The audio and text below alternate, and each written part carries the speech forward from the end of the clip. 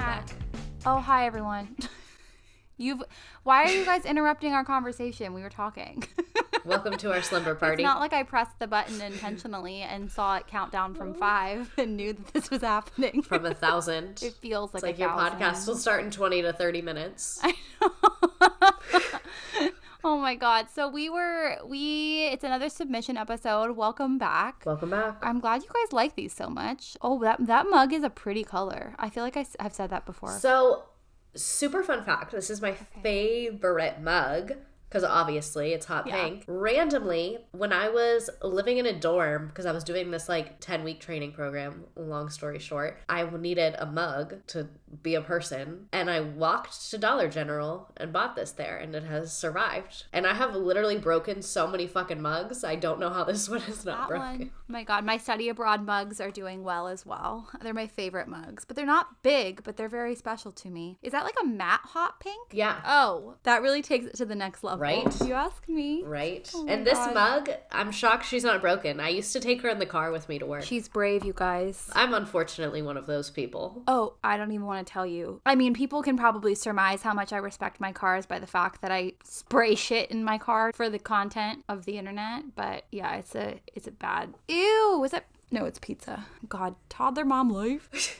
Everyone makes fun of me because I treat my car like a storage unit. Oh, yeah. Like, if I have stuff that I just don't know where to put it, I just put it in the trunk of my car. You know what? Joke's on them, because when I shipped my car to California from Pennsylvania, I filled it with stuff, but you couldn't tell. I put a full flat screen TV in the trunk of my car. You wouldn't believe how much shit I brought in that car, because you're not supposed to put shit in it and ship it. It's not supposed to be like a storage container. Why not? If I'm paying you to ship this vehicle, I understand not putting a trailer on it, but I think if it's within the car and you can shut all the doors, that's my business. Why are you in my car right now? Don't tell me that's a liability. You were hired to ship the car. Yeah, it's my shit. It's literally for who? For right. who? What's gonna happen? Mind your own business. The stuff's gonna come to life? This isn't Toy Story. It's literally fine. It's fine. Shut up. That skill really does come in handy when you least expect it. Well, Redacted and I are both feeling great today, so we're just gonna do this and move on. Off we go. Off we go.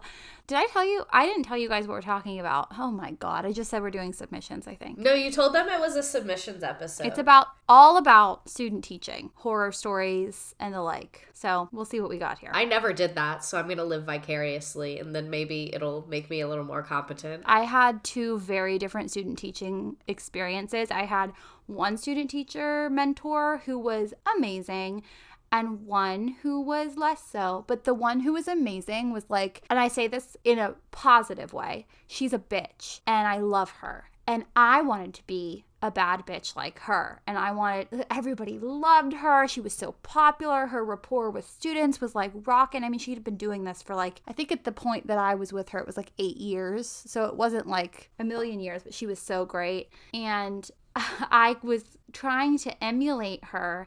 And one day during feedback, she was like, you're kind of coming off like an asshole. And I was Stop. Really? And she was like, yeah, I know that you're trying to play the part of me, but it's not reading. And I was like, okay, perfect. Stop. Why did she theater kid you? Honestly, I think it's valid. It's a lesson that I've taken forever, because I had been teaching kids in some capacity since I was 19. So I have a vibe about me. I was teaching theater before I was teaching general ed. And when I got into student teaching, I was like, well, I need to be what my mentor teacher is, because she's good and I want to be good.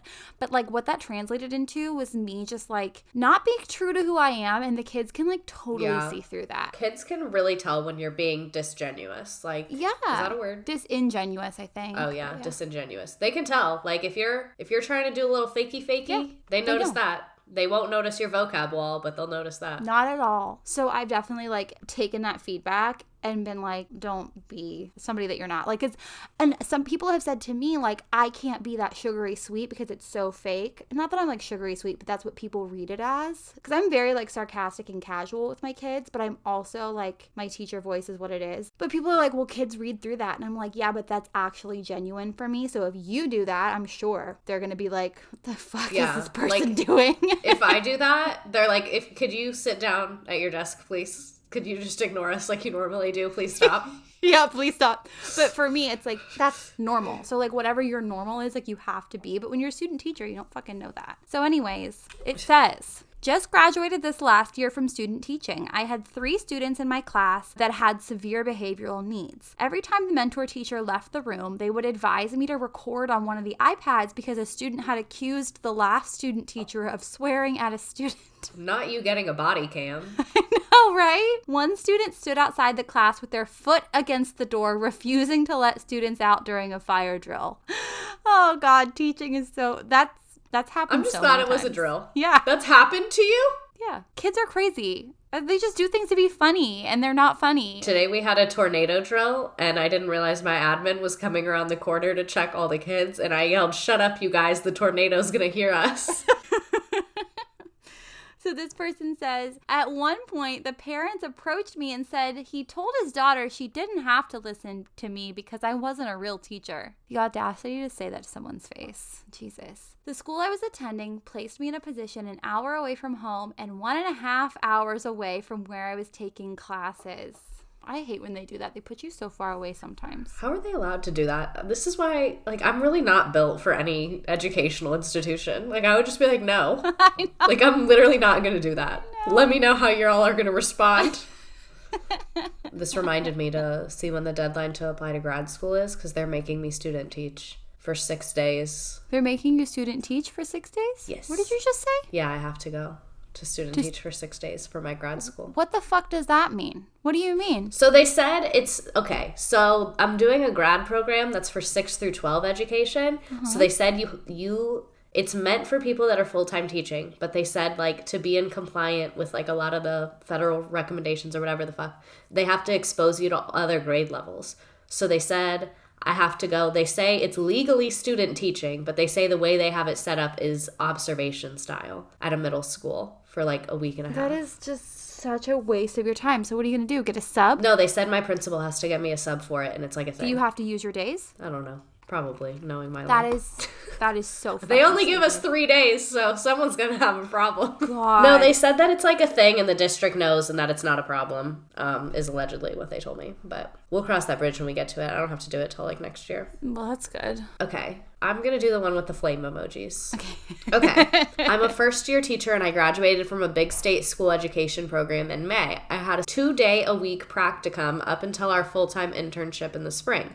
I was at a great public school with a mentor who I adored. Up until this semester, our diversity supervisor was one of our professors from our program. But for this semester, we were all assigned to adjunct supervisor that the university hired out. Red flag. My supervisor was 75 years old. We Googled her. And had not been in public schools since the year 1988. After that, she did homeschool here and there. This lady's job was to supervise and guide me and also to evaluate my teaching. We also had to turn in assignments to her. The first meeting I had with her was an hour long, and she gave us no specific guidelines on how she wanted lesson plan written, etc. So me being pretty organized and on my shit, I planned to use the same lesson plan template we had been using since our practicums had started my junior year. I had a 4.0 and honestly was really confident in my teaching, so I wasn't super concerned about the semester. I was so excited to be in a school every day. The first lesson she observed was a math lesson I did called Number Corner. If you're not familiar, it's basically like a number talk where there's also a problem of the day kind of thing. No, she's downplaying Number Corner. Number Corner is Explain her. Crazy. Okay, this is from the Bridges curriculum, and anybody who just heard you say Number Corner who has used Number Corner probably saw their life flash before their eyes. I like Number Corner. I enjoy doing Bridges. Like, somebody's gonna email me and be like, it sucks ass. I don't know, guys. I used it. I had a good time. I eventually had a good time, I should say.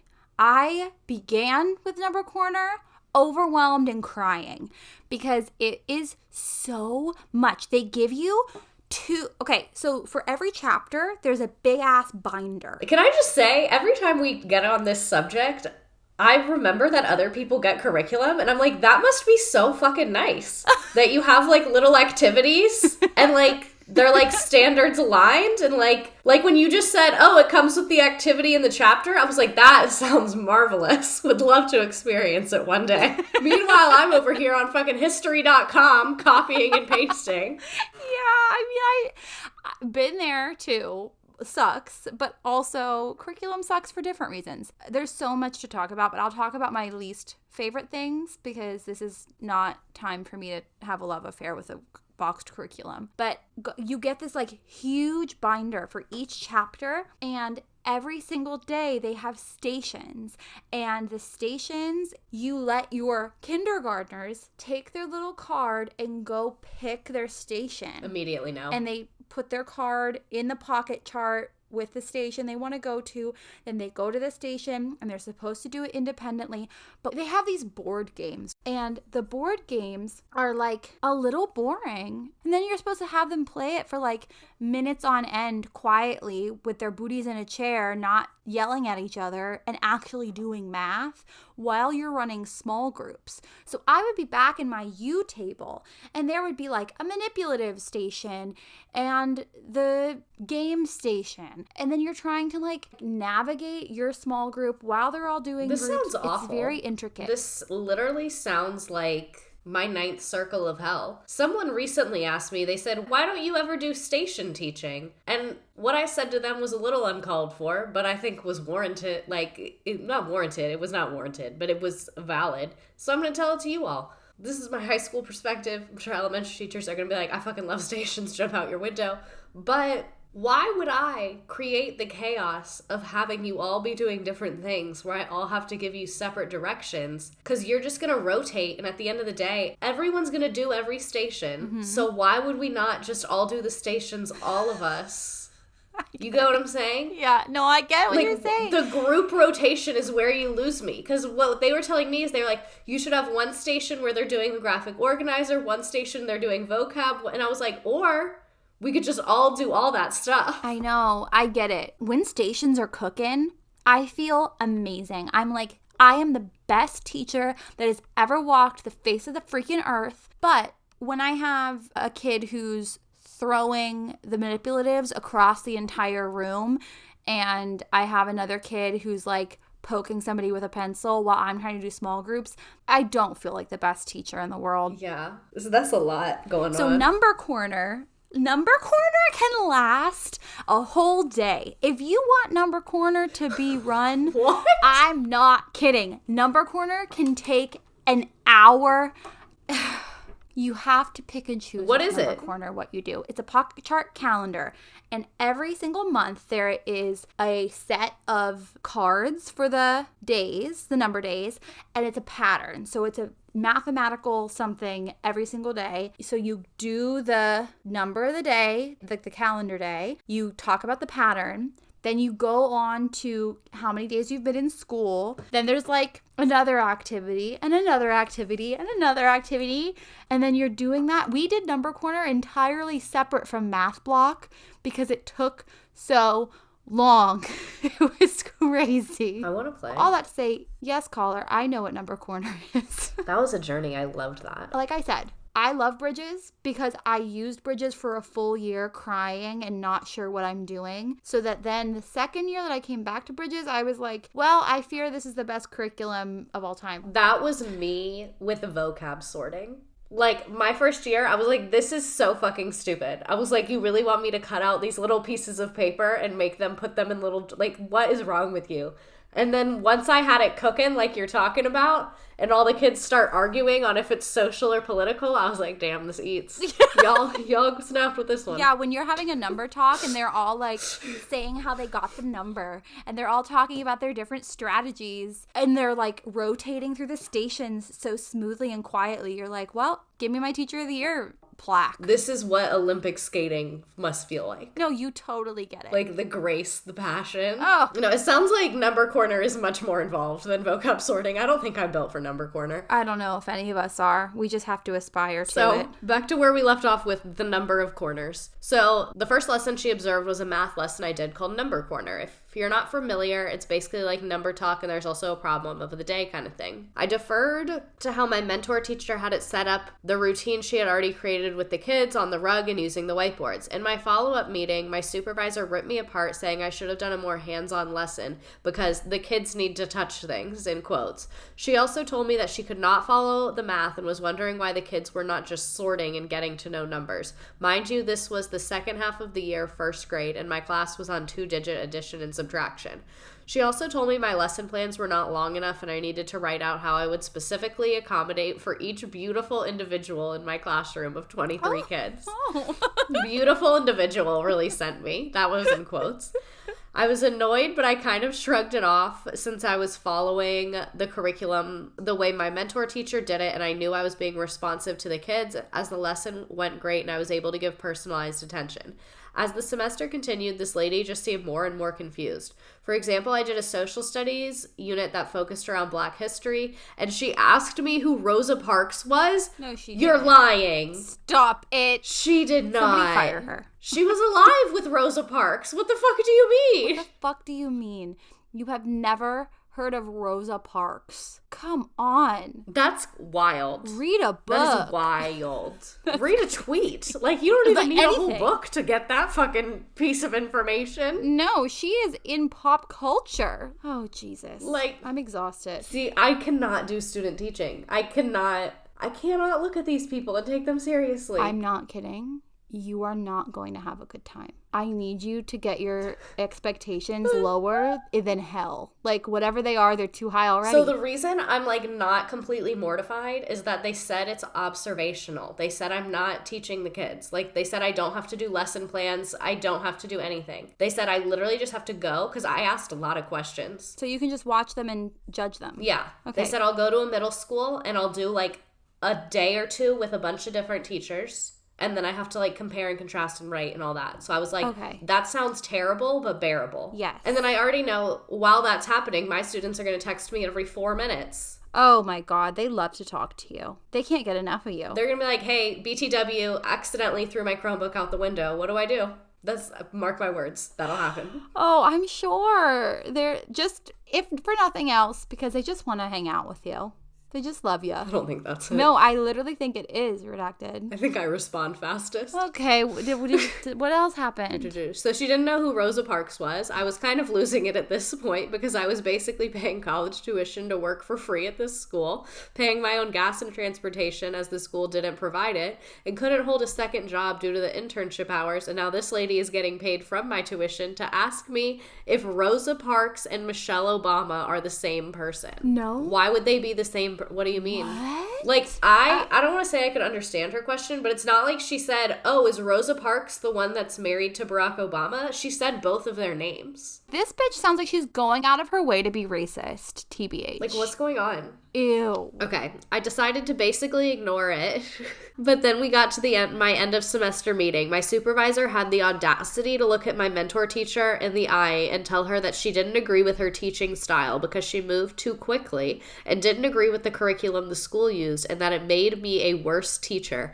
Nope, my mentor teacher was amazing and one of the best teachers I've ever seen. She saved me that year and I emulate her daily in my own teaching. My mentor teacher snapped back saying that she should not be critiquing the curriculum but should be giving me feedback on my teaching practice and that she, my mentor, doesn't control the curriculum her school uses. Then my supervisor admitted she has no idea what the first grade curriculum or standards are. It ended up with me passing information up the ladder and the supervisor is no longer employed at the university after that semester. It makes me mad that these people are hired and we pay so much damn money to student teach. The least we can get is a supervisor who knows the game and can give us constructive feedback and support. Student teaching is already messed up in the way we're paying hella money to do free labor and can't even make money outside of the internship due to the hours. I felt like the university I loved hung us out to dry with a 75-year-old homeschooling co-op director. That semester, I was basically on an island figuring things out and I cried to my mentor teacher daily. I'm a first-year teacher now at a great school and I'm luckily mentored to death and given so much support by the amazing women who I teach with who took me under their wing immediately.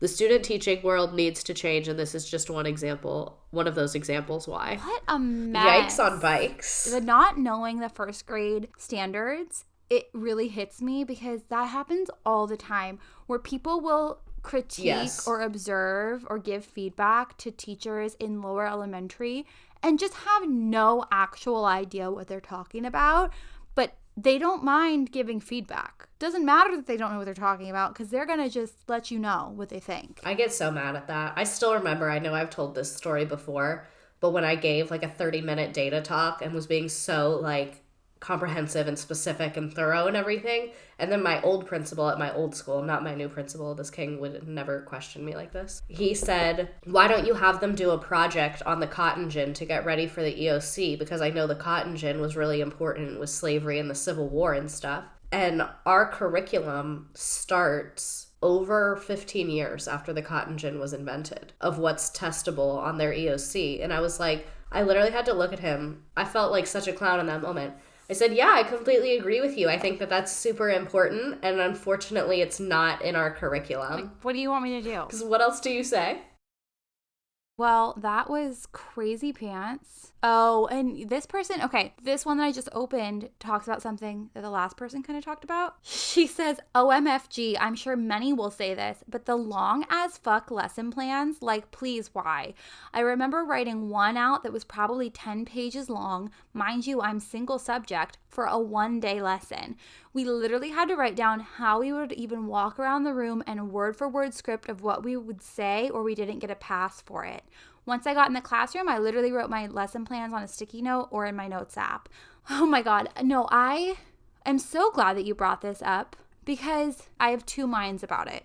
I don't think that I could have gotten to the point personally where I can write my lesson plans on a sticky note if I didn't go through the process of learning how to write those 10-page lesson plans. Some people are very capable of doing that. It's amazing because it's like, well, duh, I'm going to do X, Y, and Z. But like, I am thinking of a million bajillion things right now, and I would get stage fright and I wouldn't know what to do. When I would have a first day of school as like a 4th year teacher, I was still on the first day of school doing a long lesson plan for different parts of the day because I just wanted to make sure I hit everything.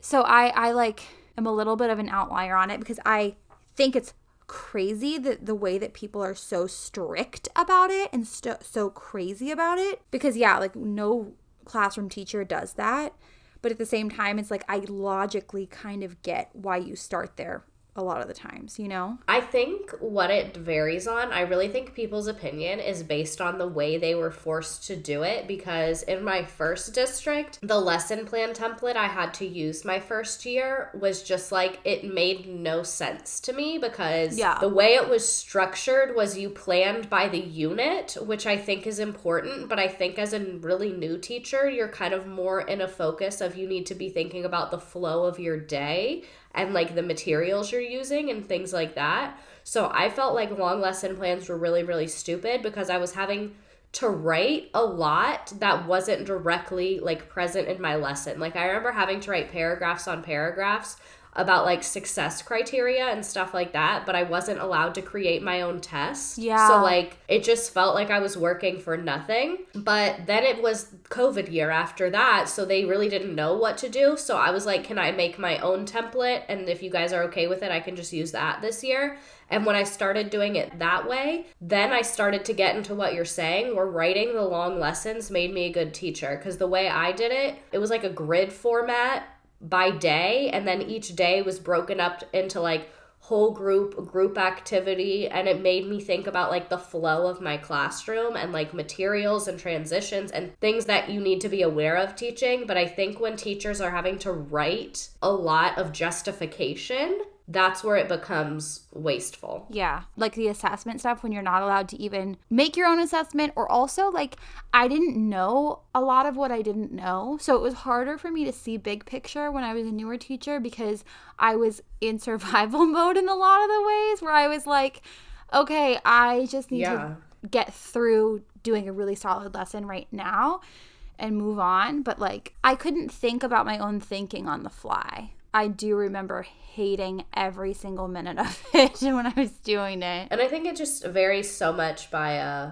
like subject area. It's so much easier when you're getting paid to do all of this shit. It's like you're suffering, but you're getting paid. But like at least you're only suffering in like kind of one aspect. The way my new district does their template is, in my humble opinion, not as good as the one I made myself, but slightly better than my last district. Do you have to submit? We do have to submit, but it's not like, so in my last district, we didn't have to submit, but they would do random checks and rip you apart and give you like so much feedback. And here, as long as you're submitting, it's fine. And they don't care if it changes. Like if I get off schedule, they don't make me resubmit. I just have to put like what my plan is. And then if stuff changes, I can adjust. And ours is very, very vague. It's like by day. And then it has a spot where you have to put what materials and stuff you need. Oh, that's nice. So I'm like, that's good to think about. Yeah. And you don't have to write very much. We do ours by week, and you just need like basically just like a little, what you doing? What's going on? When I was doing multiple subject at elementary level,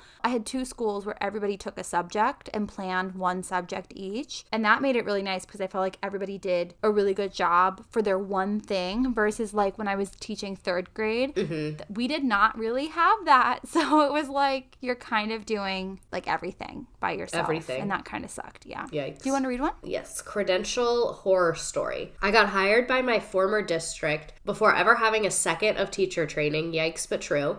Shortly thereafter, I met with the person in the district whose job it was to make sure I got enrolled in a program. She said, there's a bunch of programs that you can do. They're all pretty much the same, so just let me know what you choose. I panicked and said, well, are there any online or ones where you can pay monthly? And she said, probably. Ask around what other people did. Yes, queen, give us nothing. And the next day, I sent her an email asking for one program, ideally online or virtual. This was fall of 2020. She sent me the info for one and I enrolled. It was a 3-year program, way too long, but I didn't know that. And 2 years in, I had used my STIP and I was on my PIP. What does that mean? Performance plan? I don't know. Wait, let me see what context you said that in. STIP? I think it's about loans. Oh. Provisional internship. Oh, okay. Provisional internship permit. Got it. So it's like her certification. She was on like a temporary one. Yeah, so like LAUSD will hire you as an intern, and that means that you are getting your credential while you teach. That's how I got hired right now and the other time. Oh, yeah. She said 2 years in, I was ready to be recommended for an internship. Then the shit hit the fan. Turns out the program wasn't valid in California. And everything I had done wasted time and money. It was in April when I found this shit out. I sent an email to my admin, teacher, mentor, and the person in charge of alt-route teachers explaining the situation and asking for next steps.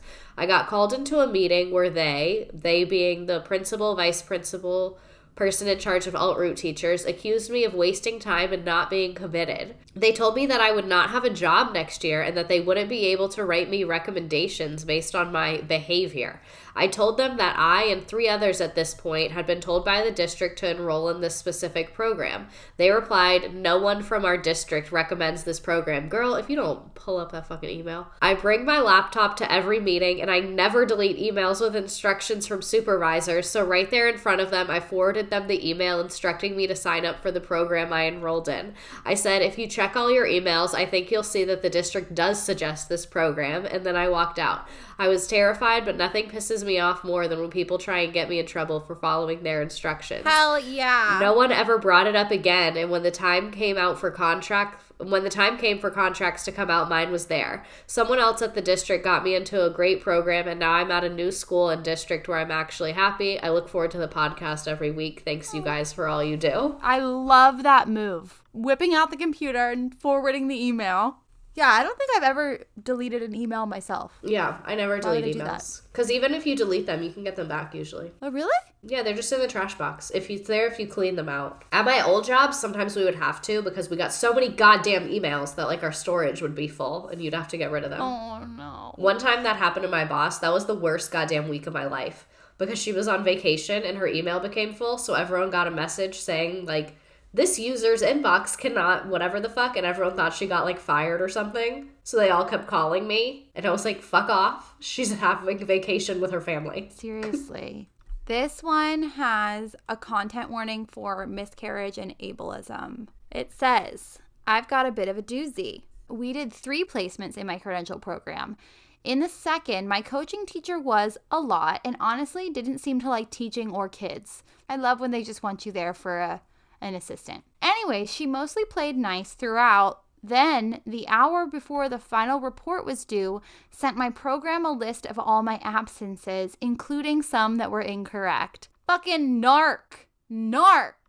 She says, I actually didn't see this list or have the chance to address it until, on my final practicum, I took literally a half day off because I was having a miscarriage.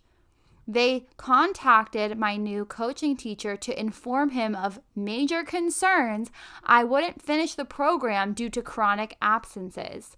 When I told them why I'd been absent and that I felt targeted, I literally had a disability accommodation around attendance that I had never made use of. They spent 2 hours on a Zoom gaslighting the hell out of me. The next month, same practicum. Oh, I had another miscarriage. Oh my God. And I taught straight through it because I was so worried they'd report me to our teaching board and keep me from getting certified. Oh! This country is a wasteland. I hate it here. Just move. I fucking would if I was rich. Okay, everyone? Shut up. Unfortunately, it's really expensive and hard and requires a lot of paperwork, which is not a strength of mine. But I luckily am very strong in the area of bitching at the government until they do things that I want them to do for the most part. Anyways, silver lining. I am now happily in my second year of teaching and am also almost 8 months pregnant. Congrats! I get great feedback as a teacher and love my students, but I've probably never felt as dehumanized as I did by my department throughout my credential program. Oh, sickening. Do you want to read the next one? Yeah. My mentor teacher hated me. She would make me practice reading my script. Right into it. Yeah, they're like, that bitch did not fuck with me. Couldn't tell you why. Can I just say before I read this, I could never be a mentor teacher because, like, they literally just started. So, like, as long as they didn't hit a kid, I'd be like, you're doing awesome, first of all. Yeah, like, seriously. I know. It's hard. They would get 0 constructive feedback from me. No. I'd be like, I loved it. Wouldn't change a thing. Yeah, 10 out of 10, girl. You crushed it. One of my videos from a couple years ago was when it was like, you look just like mommy, baby. And it was when my student teacher walks in late with Starbucks crying. I remember that video. I loved that video. It's Stormy, real. you look like mommy, baby. Okay. My mentor teacher hated me. She would make me practice reading my scripted lessons as I would give them to students and would nitpick at the smallest detail. Things she would criticize would be skipping over a phrase or a word and making me reread the entire script again because I didn't read it correctly. How could I be a teacher? Another example is what she'd noticed that I didn't see a kid being off task or missing materials and would call me out on it. She'd tell me that I need to be more observant as a teacher. She'd correct me in the middle of my teaching my lessons and ridicule me in front of the kids. Okay, so far I'm with her on her critiques. It's the in front of the kids that I don't like. Yeah. The one word is a little extra, but the kids and the materials, she ate with that one. Maybe talk to you in private though. Yeah, right? She was finally fed up with me to the point that she emailed my advisor and CC'd me on the email listing all of her complaints about me, stating that I should never be a teacher. Oh my God, what did you do to her? No. The worst part is that my advisor and the department chair both sided with her, but neither of them ever came in to observe me to make sure that the mentor's teacher's claims were valid. I was so depressed and broken by the end of my student teaching period that I think my mentor teacher picked up on it. She managed to convince my department chair not to fail me, and I mysteriously graduated with my credential. I think you got hazed. I really think my mentor teacher just hated me or was just power hungry with the way she treated me. I'm grateful I survived that because it was just awful. Oil and vinegar, the two of you. What an awful I know, situation. I literally think these people were hazing him. Like, I think they were going to pass him the whole time. That's so bizarre to me. Like, they thought this was Pretty Little Liars, but this is literally just a teaching credential program. I do think that some teachers haze new teachers. I think so, too. I really do believe that. The way we do student teaching is so odd to me, and I feel like you have such a different experience depending on who your mentor teacher is. Yes. Like, that's really, like, your world is in their hands. I remember when I was in my credential program, I did a 9-month program, so we were student teaching in the day and taking class at night. And so many of us in our classes would just go to class and sit and, like, cry and talk about our placements.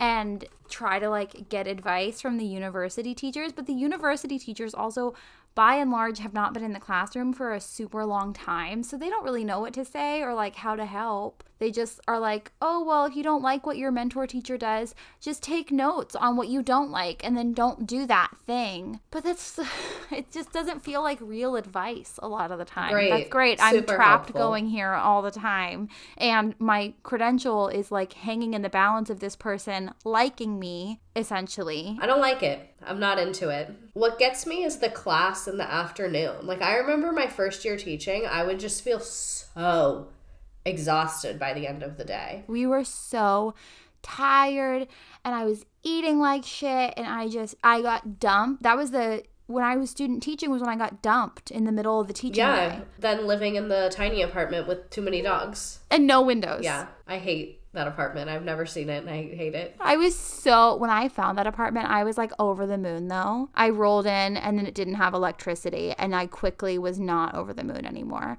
And then immediately somebody hit my car in the parking lot and You were in like the trenches. Did I tell you that I found out that my landlord at that place was scamming me? Or no, not scamming me, scamming the whole apartment complex. Gonna say, how could you be getting scammed possibly further than living in a windowless apartment? She was pocketing the money or something. She got fired for like mishandling finances. And the new landlord thought that I was in on this scam. There was like one day that I went to do my laundry and there were two guys looking for drugs that were left in the dryer vent.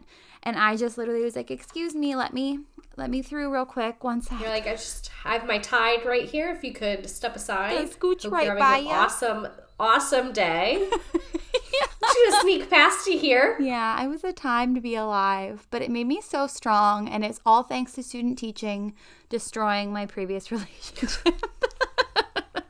It was not the student teaching. Let me be so for real. It has nothing to do with I think there was some other little, maybe 1 or 2 or 10 things that man going on in fucked somebody addition else to. a week and a half into our relationship, and I stayed for 4 years. So actually, I'm not gonna blame Welcome to the anybody. circus. Meet our clown.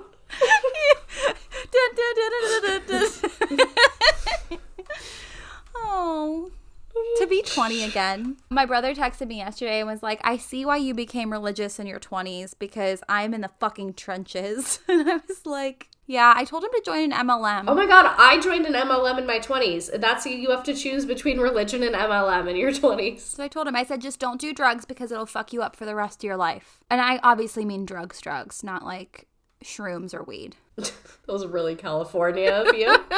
That was a really, really California of you. For the government that's listening to me, I'm sorry she's from California.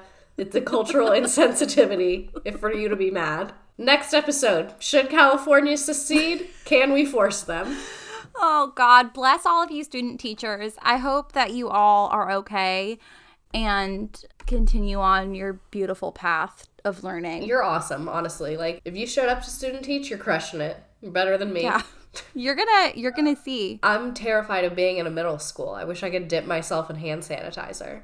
Okay. Oh, new plan. I was going to go with silence as my plan, which is not a strength of mine. I don't think that was going to go well. But I've done this before where people realize I'm competent, so then they give me more stuff to do. So I'm going to go with stupidity. Yes. I'm going to pretend to just be so dumb, and they're going to be like, we cannot let this woman cover a class. Absolutely a good, solid plan. And so student teachers, another thing that you can do is just weaponized incompetence. Absolutely. Weaponize your incompetence. Go for it.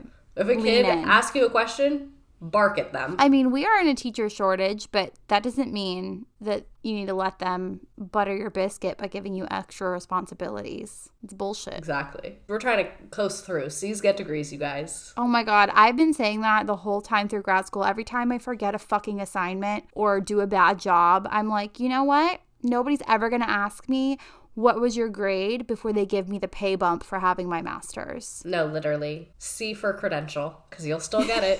Thanks for joining us, you guys. Bye, you guys. We love you so much. So much.